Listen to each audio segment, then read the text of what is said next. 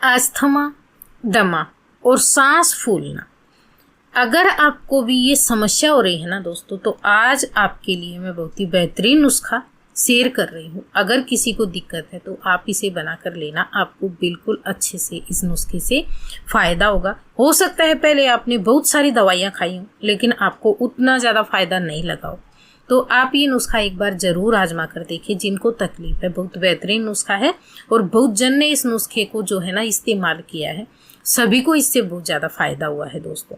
तो आज हम जो नुस्खा बनाएंगे ना, इसमें मैं आपको सारी चीज़ें बताऊंगी, तो आप वीडियो में बने रहना। हमें क्या क्या लगेगा, जो भी हमने चीज़ें ली है ना, ये सारी चीज़ें आपको लेनी है दोस्तों, तभी ये नुस्खा जो है फ़ायदेमंद बनकर तैयार होता है। और अभी गर्मियों के मौसम में भी जिसको दिक्कत हो रही है वो इसे बनाकर ले सकते हैं। तो सबसे पहले यहाँ पे आप देख रहे हैं दोस्तों, ये है हमारे पास ड्राई जिंजर पाउडर, यानी कि सौंठ पाउडर। सौंठ पाउडर जो होता है ना, अस्थमा, दमा और सांस फूलने वाले जो पेशेंट होते हैं ना, उनके लिए बहुत बढ़िया होता है, क्योंकि इसमें होता क्या है, अस्थमा फेफड़ों में जो वायु मार्ग से संबंधित एक बीमारी होती है दोस्तों। विशेषकर इसमें जो आप सांस लेते हैं और सांस छोड़ते हैं ना, उसमें बहुत ज़्यादा तकलीफ होती है। आपको सांस रुक रुक कर आता है या फिर सांस फूलने की समस्या बहुत ज़्यादा हो जाती है। आप बैठे बैठे भी ऐसा महसूस करेंगे, पता नहीं आपने कितना काम कर लिया हो और आप थक गए हैं, आपका सांस फूल गया है। इस तरह की समस्या होती है। कई बार इसके और भी कारण होते हैं दोस्तों। कई बार शरीर में खून की कमी होने के कारण हो जाता है, किडनियां खराब होने के कारण भी ये समस्या हो जाती है, और कभी कभी किसी किसी का वजन जो है ना बहुत ज़्यादा बढ़ जाता है, तो उसके कारण भी हो जाती है। तो सभी जो है ना इसको आजमा सकते हैं, जिनको भी सांस फूलता है, अस्थमा की शिकायत है, दमा की शिकायत है। दूसरी जो चीज़ हम लेंगे वो है हमारे पास मुलेठी दोस्तों। मुलेठी भी ऐसी होती है, आपने सुना होगा सर्दियों के मौसम में, जबकि मुलेठी की तासीर ठंडी होती है, लेकिन सर्दियों के मौसम में इसका इस्तेमाल करते हैं ना, तो आपको जितना भी फेफड़ों में, छाती में कफ जमा होता है ना, गले में, वो पूरा निकल जाता है दोस्तों, और आपको सांस लेने में दिक्कत नहीं होती है। क्योंकि जब कफ जमा होता है तो सांस लेने में बहुत ज़्यादा दिक्कत होती है, तो इससे आपका जो श्वास नली होती है ना वो भी साफ हो जाती है और स्वेलिंग को भी कम करती है। ये जिनको अस्थमा दमा होता है उनकी श्वास नली में भी कई बार स्वेलिंग वगैरह होती है, तो वो भी कम करती है। तो दूसरी चीज़ आपको जो है मुलेठी लेनी है। अब बात आती है जिनकी पहले से ही दवाइयाँ वगैरह चल रही हो ना अस्थमा दमा की, तो आपको दवाई बंद करने की ज़रूरत नहीं है दोस्तों। आप उसके साथ साथ ये आजमा सकते हो, क्योंकि ये ऐसी चीज़ें हैं, किसी तरह का कोई साइड इफेक्ट इनका नहीं होता है और बहुत ही बढ़िया होती हैं आपकी सेहत के लिए। तो आप जो है ना आजमा सकते हो। इसके बाद में इसके साथ में अगली चीज़ हम लेंगे, क्योंकि यहाँ पे हमें इसके अंदर 5-6 चीज़ें लगेंगी, वो सारी ही आपको लेनी है। वो हम ले रहे हैं यहाँ पे तीसरी चीज़ है दालचीनी दोस्तों। दालचीनी अक्सर आपने देखा होगा सब्जियों वगैरह में, पुलाव वगैरह में इस्तेमाल करते हैं दालचीनी का, और वेट कम करने के लिए भी भोजन इसका इस्तेमाल करते हैं। और भी बहुत चीज़ों में इस्तेमाल किया जाता है, जैसे गरम मसाला वगैरह बनाते हैं, और भी मसाले बनते हैं, उनमें भी दालचीनी का इस्तेमाल होता है। तो हम यहाँ पे जो है ना ये नुस्खा तैयार करने के लिए दालचीनी लेंगे। ये भी आपकी सेहत के लिए अच्छी होती है। जैसे आपने देखा मसालों में डालते हैं, तो वो सिर्फ स्वाद के लिए नहीं होती है, सेहत की अच्छे के लिए भी होती है। तो आपको इसमें भी दालचीनी का इस्तेमाल करना है।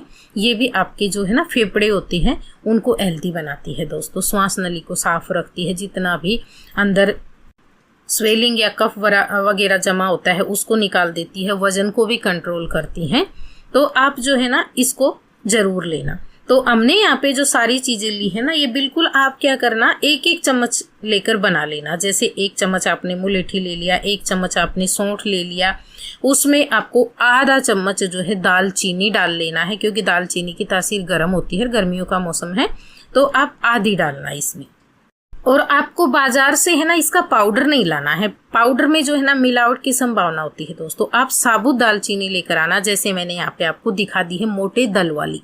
पतले पतले जो छिलके आते हैं वो नहीं लाना, वो केसिया होती है, वो इतनी ज़्यादा इस नुस्खे के लिए फ़ायदेमंद नहीं है। बाकी वो काम आती है, वैसे फ़ायदेमंद होती भी है, लेकिन इस नुस्खे के लिए आपको जो है दालचीनी ही चाहिए। दालचीनी लाकर छोटे टुकड़ों में तोड़कर उसको पीस लेना ग्राइंडर जार में, और फिर छान कर उसको इस्तेमाल कर लेना। अगली जो चीज़ आप देख रहे हैं दोस्तों, ये है हमारे पास फिटकरी। फिटकरी का इस्तेमाल सभी को पता है, बहुत ही ज़्यादा फायदेमंद होती है और बहुत सारी चीज़ों के लिए ये इस्तेमाल की जाती है। आयुर्वेद में भी इसका बहुत ज़्यादा महत्व है। और आपने अपने बुजुर्गों से भी सुना होगा, जैसे पानी वगैरह गंदा रहता है ना, उसके अंदर जो कई बार पानी में बहुत ज़्यादा मिट्टी आने लगती है, समरसीवर वगैरह होते हैं या फिर ट्यूबवेल वगैरह होते हैं, कुएं वगैरह होते हैं, तो पानी को साफ़ करने के लिए भी ये पहले इस्तेमाल की जाती थी। अभी तो फिल्टर आ गई है। पहले इसको बड़ा सा डला लेते थे, इसका टुकड़ा, और उसको पानी में 2 4 5 बार घुमा देते थे अच्छे से। बस इतने में ही पानी में जितने भी मिट्टी व कचरा होता था ना, वो तले में बैठ जाता, और फिर उस पानी को पीने के लिए, खाना बनाने के लिए सब इस्तेमाल करते थे। तो इस तरीके से आपको जो है ना इसमें फिटकरी का इस्तेमाल करना है दोस्तों। पहले फिटकरी का फूला तैयार करेंगे हम। फिटकरी को क्या करना, आप थोड़ा सा टुकड़ा तोड़ लेना, इसका बहुत ज़्यादा लेने की ज़रूरत नहीं है, और फिर उसको तवे पे डालकर इतना उसको पकाना आप कि वो एकदम, जब आप उसको तवे पे रखेंगे ना गरम पे, तो थोड़ी देर में उसमें बहुत ज़्यादा भाप बनेगी, पानी सा आपको दिखेगा, पूरा पानी उड़ जाएगा और उसका कलर एकदम सफ़ेद हो जाता है, जैसे यहाँ पे मैं आपको डब्बे में दिखा रही हूँ इस तरह का। इतना पकाना, पूरा पानी सूख जाए, और फिर उसको गैस का फ्लेम बंद करके और तवे पे ही थोड़ा सा ठंडा होने के बाद में आप जो आपकी अदरक कूटनी रहती है ना, छोटी ओंखली रहती है, उससे आप कूट लेना, आसानी से कूट जाती है, पाउडर बन जाता है इसका। पाउडर बनाकर फिर इस्तेमाल करना। पहले फिटकरी का फूला बनाना, आप कच्ची फिटकरी इसमें आपको इस्तेमाल नहीं करनी है। फूला बनाकर आप इकट्ठा भी रख सकते हो अलग से। बहुत सारे नुस्खों में ये काम आता है, मैंने भी बहुत सारे नुस्खे दिए हुए हैं आपको, आप देख सकते हो मेरे चैनल पे फिटकरी के, और बहुत ही फ़ायदा करती है दोस्तों। ये नुस्खा जो है ना बहुत ज़्यादा फ़ायदेमंद है, आप आजमा कर ज़रूर देखना जिनको दिक्कत है। जैसे मैंने आपको बताया है ना, अब इसमें आपको 1/4 चम्मच फिटकरी का फूला डालना है, आधा चम्मच दालचीनी, 1 चम्मच इसमें आपको सौंठ पाउडर, 1 चम्मच इसमें मुलेठी पाउडर। सारी चीज़ों को अच्छे से मिक्स करके किसी जार में, छोटे से कांच के जार में भर के रख लेना।